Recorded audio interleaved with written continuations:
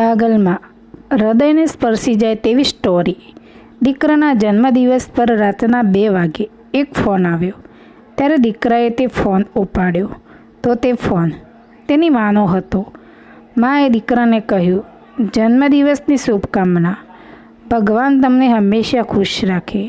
ત્યારે દીકરાએ ગુસ્સામાં માને કહ્યું કે સવારે ફોન કરવો હતો ને, આટલી અડધી રાત્રે ખરાબ કરી ઊંઘ. એમ કહીને દીકરાએ ફોન મૂકી દીધો. થોડા સમય પછી પિતાનો ફોન આવ્યો. ત્યારે દીકરો પિતા પર ગુસ્સે થતો નથી, પરંતુ પિતાજીને કહે છે કે પિતાજી, તમારે ફોન કર્યો હતો ને. ત્યારે પિતાજીને દીકરાને કહ્યું કે દીકરાને એટલા માટે તને ફોન કર્યો છે કે તારી મમ્મા પાગલ છે, જે તેને અડધી રાતે ફોન કરે છે.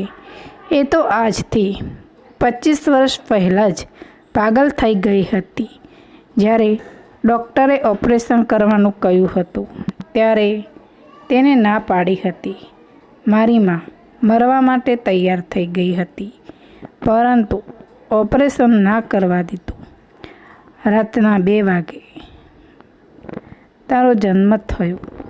તે પ્રાર્થનાના 2 વાગ્યા સુધી ગર્ભવત્તા દરમિયાન પીડાથી તે પરેશાન હતી, પરંતુ જ્યારે 2 વાગે તારો જન્મ થયો તો તે બધી પીડા ભૂલી ગઈ.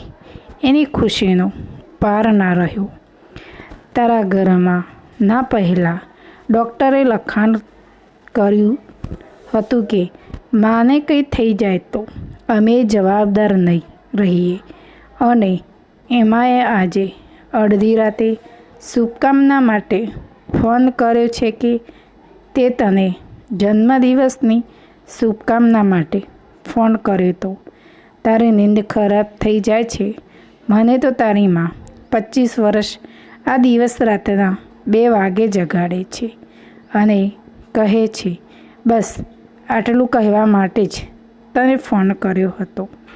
એટલું કહીને પિતાજીએ ફોન મૂકી દીધો.